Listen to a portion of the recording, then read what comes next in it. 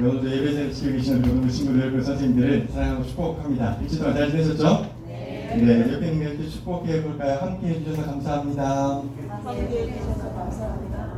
네. 함께 하는 것이 참 기쁘고 즐거운 일일 것 같습니다. 네.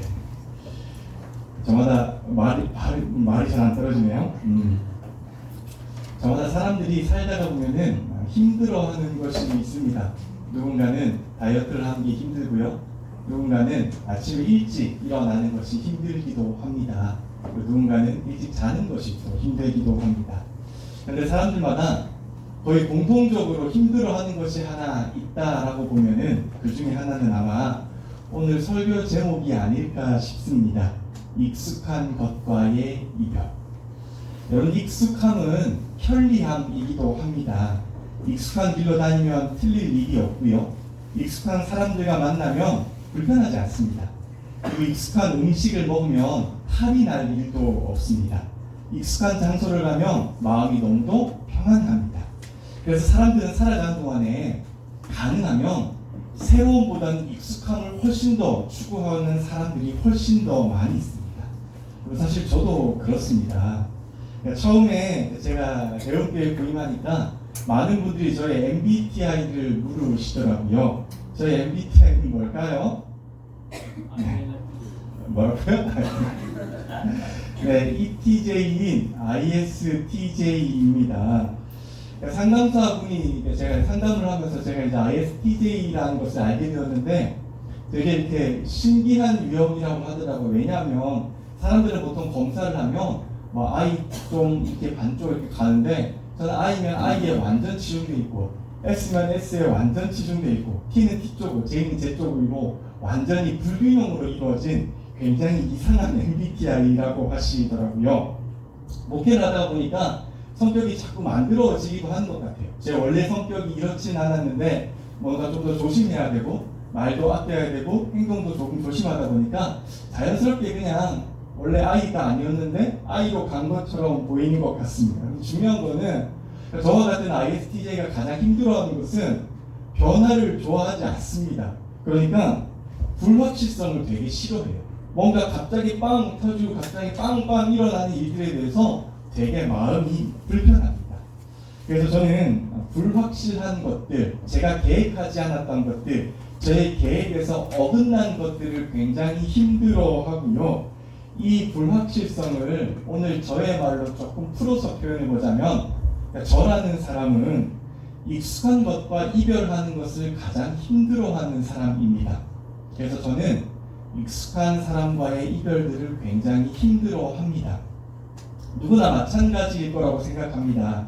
익숙하지 않은 것, 익숙하지 않은 장소, 익숙하지 않은 음식, 예상할 수 없는 그런 것들이 불편하듯이 저 역시 그런 것들이 너무 불편한 사람입니다. 그래서 저는 무엇보다 익숙한 것들을 많이 추구하고요. 식당도, 길도, 심지어 산책도 늘 다니던 길로만 다닙니다. 새롭고 낯선 것은 왠지 모르게 조금 두렵기 때문입니다. 여러분을 만난 지도 벌써 만으로 2년이 되었습니다. 그래서 보다 보니까 이제 어느 정도 여러분들이 익숙해졌어요. 이렇게 하면 되겠다라고 하는 방향도 세워졌고요. 이렇게 하면 여러분과 더 친해질 수 있겠다라고 하는 그런 어느 정도 계획도 세워진 것 같습니다. 그래서 익숙한 것들이 참 제 마음 가운데 차곡차곡 쌓였는데 어느 날 하나님께서 이제 저에게 이제 고등부와 이별해야지라고 말씀을 하셨습니다. 뭐 여러저런 사정으로 이별할 수도 있지라고 생각을 물론 하죠. 교역자가 부임할 때 나는 천년만년 여기서 뼈를 묻어야지 막 그렇게 생각하지는 않잖아요. 저도 마찬가지였고 어느 정도 불편함은 있었지만 그래도 이 정도까지는 제가 마무리하고 가야지, 이 정도까지는 친구들의 제가 먼저 자기가 그동안 수고했어 라고 빠이빠이 해주고 가야지 라고 하는 생각이 있었는데요. 너무 갑작스럽게 이렇게 이별을 결정하게 되었습니다. 제가 마음이 되게 혼란스럽고 또 여전히 지금도 사실은 불편합니다. 그럴 때 하나님께서 저에게 주신 구절이 바로 오늘 말씀이었습니다. 창세기 12장이었어요. 물론 창세기 12장은요 아직 아니에요. 네. 고마워요. 덕분에 웃을 수 있는 것 같습니다. 창세기 12장은 굉장히 특별한 장이에요. 왜냐하면 창세기가 우리 50장까지 있잖아요. 1장에서 11장까지는 원역사라고 말을 합니다. 역사는 있기는 있었는데 너무 오래된 시점에서 일어났기 때문에 언제인지를 잘 구분할 수 없는 역사입니다. 그런데 이제 12장부터는 연도의 추정이 가능합니다. 그리고 12장부터는 그 연도의 추정을 족장들의 역사로 창세기는 시작을 하고 있습니다. 그러니까 민족의 역사가 시작되는 장입니다. 이 새로운 첫 역사의 주인공이 바로 우리가 잘 아는, 흔히 여러분이 말하는 아브라함이라고 말하는 아브람입니다. 그러니까 발음에 제가 주의하는 이유는요, 원래 아브라함의 이름은 아브람이었습니다. 창세기 17장에 하나님께서 선택을 하시면서 너의 이름이 아브람이 아니라 아브라함으로 고쳐줄게 라고 말씀을 하셨거든요. 그 전까지는 아브람이니까 저는 오늘 아브람이라고 그대로 명명을 하도록 하겠습니다. 우선 이 사건의 시작이 참 이러해요. 창세기 12장 4절을 한번 볼까요? 네, 12장 4절입니다. 같이 읽읍시다. 시작. 아브람은 주님께서 말씀하신 대로 길을 떠났다.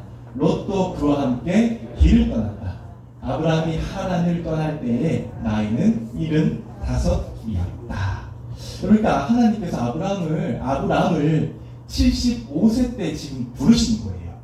성경은 그가 75세 이전까지 어떠한 삶을 살았는지에 대해서는 말을 하지 않아요. 그러니까 그가 이런 삶을 살았어, 좋은 삶을 살았어, 하나님의 뜻대로 삶을 살았어, 살지 못했어 라고 말을 하진 않아요. 중요한 것은 하나님은 그를 75세에 부르셨어요. 75년의 삶이 참 짧지는 않았을 텐데 어쨌든 성경은 하나님은 그를 75세 때 지금 부르고 계신 거예요. 그 부르심이 굉장히 독특합니다. 우리 1절을 한번 볼까요? 네, 1절입니다. 같이 읽어요. 시작. 주님께서 아브라함에게 말씀하셨다. 너는 내가 살고 있는 땅과 내가 난 곳과 너의 아버지의 집을 떠나서 내가 보여주는 땅으로 가라. 여러분, 여기 가라라고 하는 말씀은요, 떠나서 다시는 돌아오지 못하게 된다라는 뜻입니다. 그러니까 아브라함이 75년 동안 산 그곳을요, 하나님은 어느 날 갑자기 하루아침에 나타나서 아브라함에게 너 가야 해, 너 가 라고 지금 명령하고 계신 것이에요. 여러분 생각해 보세요. 저는 2년간 여러분과 만나고도 떨어지는 발걸음이 사실 쉽지 않습니다. 그런데 아브라함은요, 태어나서 지금까지 75년을 살았어. 그곳에서 75년을 살았던 그 집과 이별을 하고요, 75년을 살았던 친구들과 이별을 하고요, 75년을 함께 지냈던 이웃들과 이별을 해서 정말로 낯선 그 땅, 중요한 하나님 어디로 가라고 지금 말도 안 하셨어요. 그냥 떠나가 라고 명령을 하시는 것이거든요. 이러한 삶이, 익숙한 것과 이별해야 하는 삶이 진짜로 아브라함이 너무도 쉽지 않았을 겁니다. 여러분 요즘도 사실 이사하는 거 쉽지 않잖아요. 그런데 약 4,000년 전에, 수천 년 전에 자신의 삶의 터전의 모든 것들을 버리고 하나님께서 지시하신 땅으로 간다? 여러분 신앙적인 것처럼 그래 갈 수 있지 라고 이해할 수 있는 수준은 사실 아닙니다. 목숨을 버려야 할 수도 있고요, 가다가 어떤 일을 만날지도 모르고요, 심지어 목적지도 정하지 않고 출발하는 그 발걸음이 아마 진짜로 너무도 떨어지지 않을 겁니다. 그런데 아브라함은 선택한 거죠. 익숙한 것과 이별을 하고 하나님께서 가라고 하신 그 명령에 오늘 아브라함은 순종을 하고 있습니다. 여러분 이 사건을 보고 우리나라 구약에서 되게 유명하신 차준희 교수님이라고 계신데요, 그 목사님이고 교수님이신 분이 이 부분 이렇게 번역한 구절이 있습니다. 여러분 주보에도 있는데요, 진짜로 중요한 구절이고요. 한번 같이 읽어보세요. 시작. 하나님의 부르기 전에 아브라함은 사람의 보호 속에서 살아가는 자연인이었다. 그러나 부름 이후에 아브라함은 하나님의 명령에 인생을 건 신앙인으로 탈바꿈한 것이다. 여러분 이 짧은 사실 한 문장에 그러니까 아브라함의 모든 신앙의 고백과 출발이 다 들어가 있는 거예요. 그러니까 성경에서 믿음의 역사를 선택하면서 믿음의 조상들이 이렇게 살았어, 이 출발점 가장 베이스가 이거야 라고 정확하게 말을 하고 있는 거예요. 하나님이 부름 이전에 아브라함은 사람의 보호 속에서 살아가는 자연인이었다. 그러나 부름 이후에 아브라함은 하나님의 명령에 인생을 건 신앙인으로 탈바꿈한 것이다. 신앙인으로서의 삶을 시작한 것이죠. 여러분 자연인에서 신앙인, 그러니까 사람의 보호를 받고 생존의 보호를 받고 지리의 보호를 받던 입장에서 전적으로 하나님의 보호를 받게 된 그 출발점이 뭐였습니까? 익숙한 것과 이별이었습니다. 하나님께서 가라, 떠나라 라고 말씀하실 때 아브라함이 손을 들고 짐을 싸고 모든 것을 가겠다라고 결정하고 한 발짝 내디는 그 걸음 때문에 아브라함은 자연인에서 신앙인으로, 신앙에서 민족의 아비가 되는 영광을 얻게 된 것입니다. 그러니 여러분, 물론 하나님께서는 아브라함이 약속해 주잖아요. 너 나중에 땅도 있을 거고 큰 민족도 있을 거고 복도 줄 거야 라고 약속해 주시면 사실 출발하고 나서 한참 뒤까지 심지어 사랑하는 아내가 죽을 때까지 하나님의 약속은 이루어지지 않았습니다. 자기 아내가 죽었는데 매장할 땅도 없어가지고 되게 비싼 값에 이웃에게 살 정도로 하나님의 약속은 아직까지 이루어지지 않았어요. 그럼에도 불구하고 아브라함은 믿음으로 순종한 것이죠. 그의 행동이죠. 성경은 그래서 이렇게 표현하며 4절을 다시 한번 같이 읽읍시다. 4절입니다. 시작. 아브라함은 주님께서 말씀하신 대로 길을 떠났다. 롯도 그와 함께 길을 떠났다. 아브라함이 하란을 떠날 때의 나이는 75이었다. 여러분, 성경은 그냥 딱 한 구절로 말해요. 길을 떠났다.